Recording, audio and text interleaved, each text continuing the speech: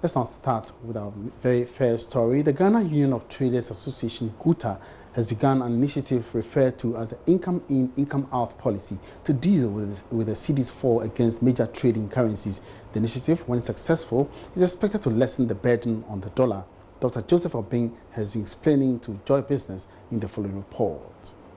The overdependence on importation of goods into the country is partly to be blamed for the continuous fall of the Ghana cedi against major trading currencies, especially the dollar. According to the president of GUTA, Dr. Joseph Obeng, they have introduced an initiative in collaboration with the Ghana Exports Promotions Authority to boost Ghana's export in order to reduce the burden on the dollar. He spoke to Joy Business at the sidelines of the Graphic Business Stambik breakfast meeting. We've instituted a policy, income in, income out, that will help shore up export so that we can also have the forest from our export and then bring our goods. This is the concept of the income in, income out. It's just like the olden days, the barter trade. They bring in something and take in something. And so this is what we've developed, and we want to use to help government in the quest of boosting our export. This year's meeting is under the theme, Achieving Sustainable Exchange Rate Stability. Our options. Head of Economic Department at the University of Ghana, Professor Peter Korte, has blamed existence of black markets for the huge demand by the public. He called on the central bank to streamline operators. Actions or inactions created the black market to flourish. When we were having a fixed exchange rate regime where the dollar was exchanging for, officially was 2.75, but if you go to the black market, it's about 90. You see, so the premium, that margin was so huge that encouraged the black market. Similarly, recently, you need foreign exchange, you go to the banks, and sometimes you're unable to get the dollar. You move to the black market, you get them. So you see, that incentive for the black market to operate is there. How do we address it? The Governor of the Bank of Ghana, Dr. Ernest Addison, assured that new guidelines issued to commercial banks in the foreign exchange markets will help stabilize the local cedi. Meanwhile, Governor of the Central Bank, Dr. Ernest Addison, has also re-emphasized his position that the falling cedi can be saved through other measures, including reducing the level of importation. Dr. Addison urged players in the oil and gas sector to improve the local content as a key measure to sustaining the local currency. You have non-resident investors in your market that are looking at the return on your domestic bonds. If they see that the interest or yields on other markets are more attractive, they will take their investments out, and the impact of that sort of exit from your bond market would reflect in the value of your cedi over time. So we have to work. We have to work on all fronts. We have to work to improve our export earnings. We have to work to improve local content in the mining sector, in the oil sector. We have to work to reduce our import dependency. If you look at the numbers for imports of rice, for example, you will be shocked to see how much Ghanaians spend on buying rice.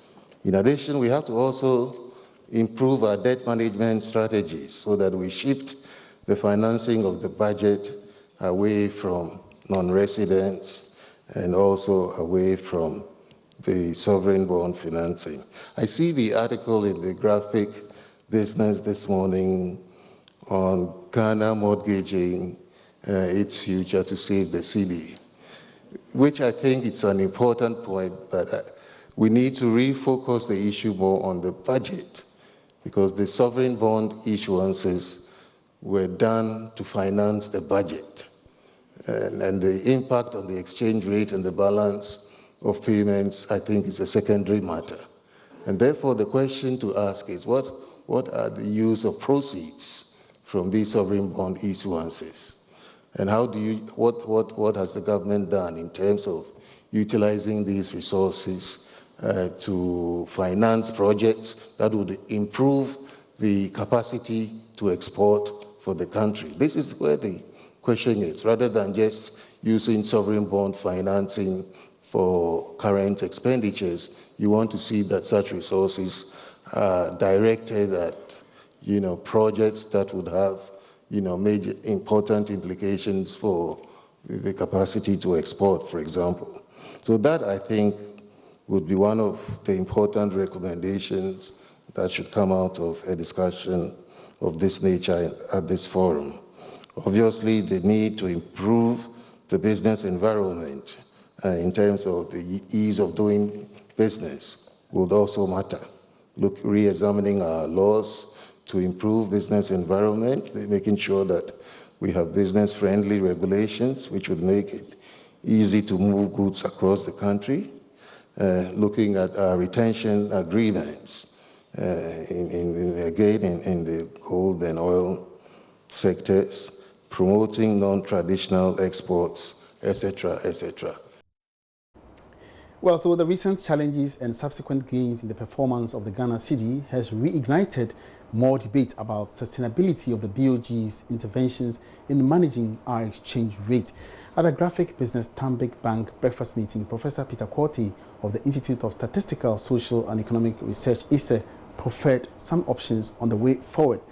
But how is this different from the myriad of solutions proposed by various stakeholders in the past? Joining me in the studio to throw more light on this is Joy business researcher Philip Namfuri, who was at the meeting earlier. Now, Philip, what were the key takeouts, of this breakfast meeting? Okay, I think for me, what stood out was the governor's remarks at the end of his submissions when he mentioned that the use of proceeds of Eurobonds is very important. We should now find out how exactly and what exactly our proceeds for Eurobonds are used for, because apart from it hitting our accounts and propping up our reserves, what it goes into shouldn't be recurrent or current expenditure. It should be capital expenditure, particularly for productive projects, so that it can generate a reasonable rate of return, and then in the future we can service our debts. Now, I mean, these interventions have been heard over and over again. What are some new options that were pitched at this meeting? Okay, so Professor Peter Quartey of ISE, that's Institute of Statistical, Social and Economic Research, proffered a number of solutions in his presentation, which said towards a sustainable exchange rate regime. And the first important thing he said was short-term measures, which I would look for and talk about. A number of them, for example, he looked at Bank of Ghana enforcing its regulations. Sometime last year, this enforcement on the Forex bureaus came up. And now, sometimes when you go to the Forex bureau, people claim they're not getting their receipts, nobody's asking for ID. He's asking that BOG enforces its regulations to the core. Another point he mentioned was the regulation of the black market. I know we are accustomed to gentlemen in smocks and whatnot carrying large sums of foreign currency on them. He's there saying that going forward, Bank of Ghana should more or less regulate these individuals so that we reduce the amount of foreign currency that's either in supply or not in supply. That's just to bring a fine balance between them. But for him, the key issue was the regulation of the black market, as well as Bank of Ghana enforcing regulations in the coming months or years. So he broke them down into short-term options and medium to long-term options. What I've mentioned for you is the short-term options. That's for example, tracking the demand of foreign currency. Other countries, South Africa, Kenya, when you go and you demand, you are tracked. You can't just walk into a Forex bureau and change. In our part of the world, Ghana, you just walk in, you change, and you're out. He wants stricter regulations on tracking of foreign currency. If you look at medium to long-term options also, he looked at the very, very popular one, expanding the export base. And we've heard that since we were kids in school, Emmanuel. And he's saying that, look, apart from this, the quality of the goods that we are doing should be added to it. It's not just about expanding base to increase the exports. But apart from that, he also looked at one key thing, foreign currency debt management, and that was very key in his medium to long-term solutions. We've opened up our markets to a plethora of investors. They are coming in when their markets are not good, they exit, and this seems to affect us. So he's asking that foreign currency debt should be looked at, as well as the expanding of the base of our exports. So these two, for the medium to long term, should hold. And he has this to show us, if you look on the left-hand side, evolution of debt ratios. You see that our debt to GDP as a percentage has been increasing a bit on the decline.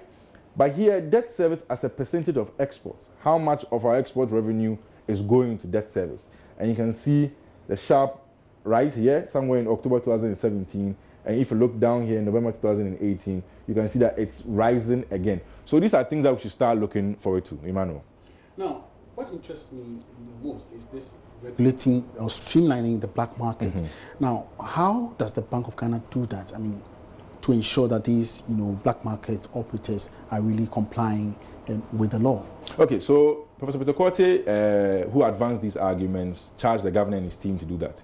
From this meeting we had, the governor didn't make any mention of how exactly they were going to do this, but he proffered some solutions. For example, they should be tagged so that we know who is coming to retrieve what and who is taking our work. Because it's a seriously unregulated market. You can drive around, you can see them, you can quickly call them, they come into you and then they bring you. And it's right on them. They've packed large sums of foreign currency on them. These are things that we need to watch, because if there's any demand spike and they have access to it, obviously we are going to depreciate. The city is going to depreciate. So some of these things need to be put in place to ensure that we don't have any such problems going forward. So these interventions that have been preferred, what do you personally, see anything different from the previous ones that have been outlined? Well, I would say now there's more specificity when it comes to these solutions. But however, the key thing here is enforcement. We can proffer all these solutions. We can debate on them, we can drink on them, eat on them. But if we do not put any force to it, there will be nothing more to do. So it's all about putting a force behind these decisions we take, and particularly on the foreign debt that comes from the fiscal side of things through the Ministry of Finance. We need to find ways of ensuring that foreign debt servicing doesn't consume a lot of our foreign currency. Emmanuel. Many thanks for your time. But we've put all this into perspective in an infographic form. Let's have a look at it.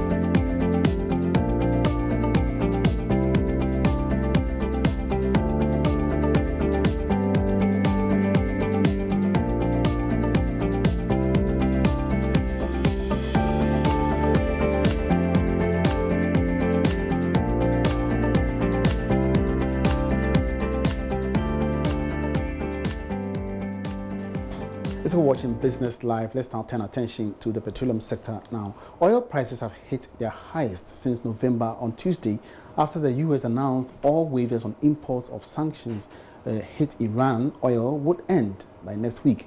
By this move, the U.S. is also pressuring importers to stop buying from Iran by the 1st of May or face sanctions.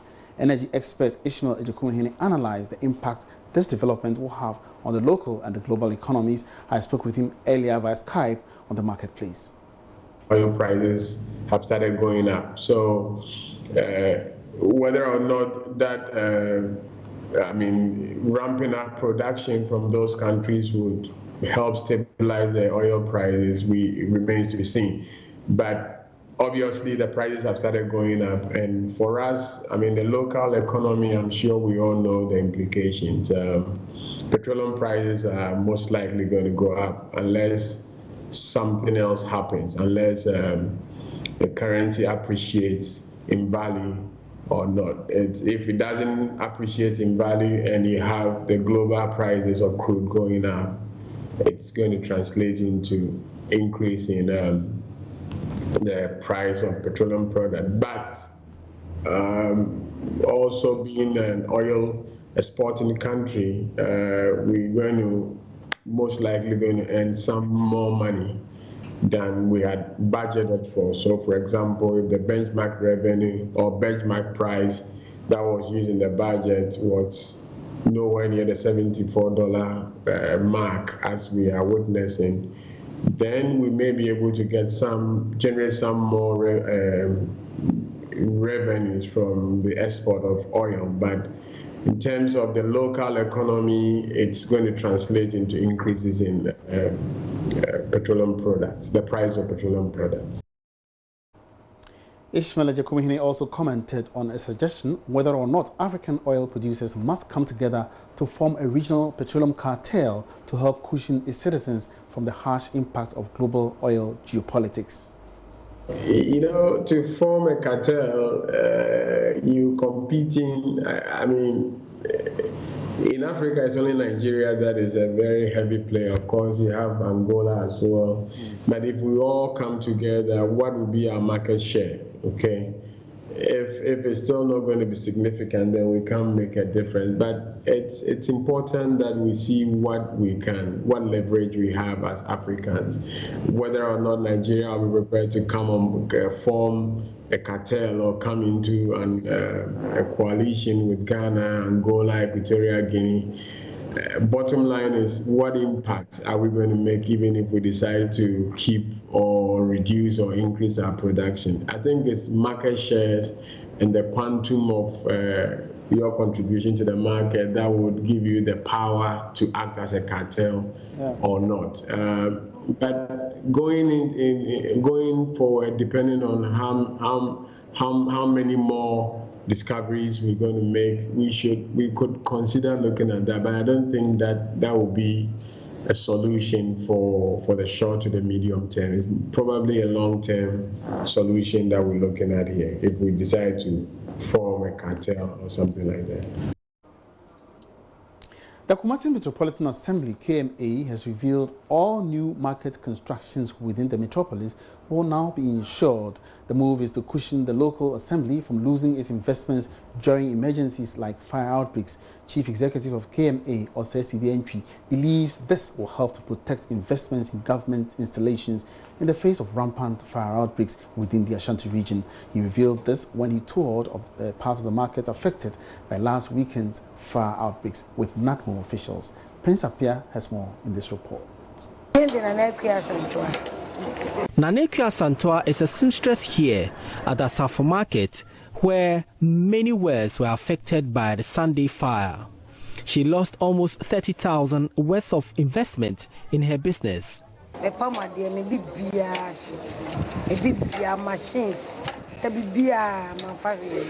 am a seamstress. I've lost everything in my shop. On Sunday, I brought in new materials and machines. I have 5 different machines in the shop. All is worth almost 30,000 cedis. I've lost everything in the fire. A normal was shop and video grab 5. Normal war. So me getting to 300 and something million. She's one of the many traders here who didn't insure their wares and cannot come to terms with the situation. Ekia tells me she's not aware of insuring a business like hers. As for insurance, in this market, I don't believe any of us insured our wares. I now understand it is important, so I will insure my business when I get back on my feet.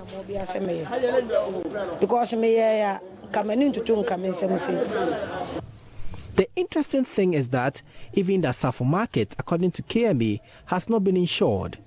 City Mayor Osei BNP says no company is interested in insuring the facility because of its state. No, looking at this property that you saw, no insurance company will insure it because it's older than yourself. It's older than yourself, and no insurance company will risk to insure such a facility. Meanwhile, KMA has revealed all new markets will now be insured to offset government investment in its facilities during situations like fire outbreaks. City Mayor Osei BNP again. All the new markets that are coming, we have insurance packages for it. The KGTR Central Market, there's an insurance package for it. Every new market that is going to be built by Kumasi Metropolitan Assembly, we will make sure it's insured. Perhaps more education on insurance is needed to ensure more people in the informal sector cushion themselves against natural disasters. Prince Apia reporting. The Regional Coordinating Council of the Western North Region is encouraging farmers to allow government to cut down overaged cocoa trees. This is part of government's efforts to restore the country to its position as a leading cocoa producer in the world. Available statistics from the Ghana Cocoa Board show 17% of cocoa trees in the country are diseased and 23% overaged. The present situation has contributed to a drop in cocoa production over the years. Deputy Minister for the region, Alex Tete, wants farmers to trust government solution to reverse the trend. Farmers and landowners each will be paid 1,000 cedis for a hectare of cocoa farm earmarked for destruction. Mr. Tete says government needs farmers' cooperation to execute the project. For 3 years, the farms will be replanted alongside food crops and selected tree species to protect the cocoa plants. Mr. Tete wants farmers to embrace the measure for its long-term benefit on their livelihood. Who will cut down the trees? The government will buy the planting sachets, they will plant it, they will pay the farmers, and the government will take the responsibility of the farm for 2 consecutive years, so that at the end of the 3rd year, we'll hand over the farm to the owners. And I have used this opportunity to advise the farmers that it will allow us to start rehabilitating their farm. Because if you look at the yield or the output of our cocoa is dwindling, and at the end of the day, if we don't do anything, Cote d'Ivoire is taking over all the tonnage in the whole world. Mr. Tete also announced government is set to embark on some infrastructure projects to improve and open up the area for employment opportunities. Meanwhile, the Seventh-day Adventist Church leadership says it has commenced training of youth in vocational skills, besides the setting up of more bakeries to augment the existing one. Nanaya Ojima reporting. And here we end this evening's edition of Business Live. My name is Emmanuel Boaji. For more business news, log on to myjoyonline.com/business, where many other stories are making headlines today. Many thanks for your company, and see you again tomorrow.